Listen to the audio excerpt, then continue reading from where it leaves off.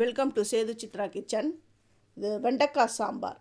இன்னும் இது வெண்டைக்காய் சாம்பார் எங்களுக்கு கூட தெரியாதா அப்படின்னு நினைக்காதீங்க. ஒரு சிலர் வீட்டில் வந்து வெண்டைக்காய் சாம்பார் பண்ணாங்கன்னா அந்த வெண்டைக்காய் வந்து கொழுப்பு தன்மை இருக்கும். அது போட்டோன்னா அப்படியே சல்லுன்னு இருக்கும் அந்த சாம்பார். ஆனால் ரொம்ப பேர் வீட்டில் இந்த வெண்டைக்காய் சாம்பார் பண்ண மாட்டாங்க. அது எப்படி பர்ஃபெக்டாக பண்ணுறது, நல்லா சூப்பராக டேஸ்ட்டாக பண்ணுறது எப்படின்னு பாருங்கள். நான் ஒரு கப் வந்து துவரம்பருப்பு, ஒரு கப் துவரம்பருப்புக்கு 1/4 கப்பு வந்து சிறுபருப்பு எடுத்து அதை நல்லா வாஷ் பண்ணி எடுத்துன்னு வந்துட்டேன். இப்போ இந்த பருப்பு மூழ்கிற அளவுக்கு தண்ணியை விட்டுட்டு மஞ்சப்பொடி, பெருங்காயம் அது சேர்த்துட்டேன். அப்புறம் தக்காளியை ஃபஸ்ட்டே சேர்த்துக்கோங்க. நான் 2 தக்காளி, சின்ன தக்காளி 2 தக்காளி தான் எடுத்து கீனி அதை போட்டேன். நல்லெண்ணெய் வந்து ஒரு 1.5 ஸ்பூன் விட்டுட்டேன். இப்போ அடுப்பில் வச்சுட்டேன். இது வந்து ஒரு 3 விசில் விட்டால் போதும். நான் வெண்டைக்காயை எடுத்துக்கிறேன், ஒரே ஒரு பச்சை மிளகா, வெங்காயம் வந்து ஒரு பெரிய வெங்காயம் எடுத்துட்டேன், கருவேப்பிலை. ஃபஸ்ட்டு இந்த வெண்டைக்காயெல்லாம் நல்லா வாஷ் பண்ணிவிடுங்க. நல்லா வாஷ் பண்ணிவிட்டு அதுக்கப்புறம் கட் பண்ணுங்க. வெண்டைக்காயில் வந்து ஒரு சிலர் வந்து பிகினர்ஸ்க்கு தெரியாது, என்ன பண்ணுவாங்க, கட் பண்ணிவிட்டு அப்படியே தண்ணியில் போட்டுடுறாங்க. அது மாதிரி பண்ணிங்கன்னா அந்த குழன்னு என்ன தான் கழுவினாலும் குழன்னு வரும். எப்போவுமே ஃபஸ்ட்டு இந்த வெண்டைக்காயை தண்ணியில் போட்டு நல்லா வாஷ் பண்ணிவிட்டு அப்புறம் ஈரம் போக நல்லா அதை வந்து தொடச்சிடுங்க. தொடச்சிட்டு அதுக்கப்புறம் கட் பண்ணுங்க. அதோடைய தலையையும் வால் பகுதியும் கட் பண்ணியாச்சு. ஒரு பெரிய வெங்காயத்தையும் வெட்டிட்டேன். புளி வந்து ஒரு சின்ன அந்த பெரிய நெல்லிக்காய் இருக்கும் பாருங்கள், அந்த அளவு சின்ன பெரிய நெல்லிக்காய் அளவு நான் போட்டுட்டேன்.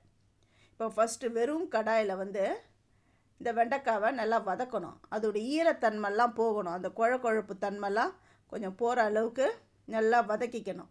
இந்த வெண்டைக்காய் சாம்பார் வந்து ரொம்ப வீட்டில் பண்ணாங்க. அதுக்கு முன்னால் ஃபஸ்ட்டு நான் வெண்டைக்காய் சாம்பார் பண்ணும்போது நல்லா சல்லுன்னு இருக்கும். அந்த டேஸ்ட்டே எதுவும் இருக்காது. இப்போ எப்படி அதை சூப்பராக பண்ணுறது அப்படின்றத நான் வந்து என்னுடைய ஃப்ரெண்ட்ஸ் ரிலேட்டிவ்ஸ் அவங்ககிட்டலாம் நான் நல்லா கற்றுக்கினேன். அவ்வளோ சூப்பராக இருந்தது. ஒரு வீட்டில் நான் போய் சாப்பிடும்போது எப்படின்னு அதை கற்றுக்கிட்டு அதே மாதிரி ப்ரொசீஜரில் தான் நான் செஞ்சேன். ரொம்ப நல்லா இருந்தது. அதனால் உங்களுக்கும் நான் ஷேர் பண்ணுறேன். அதான் சாம்பாருக்கு தேவையான தண்ணி எடுத்துட்டேன்.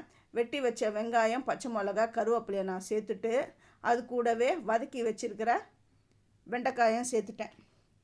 ஃபஸ்ட்டு இது நல்லா கொதிக்கணும் எல்லாம் இதோடு சேர்ந்து.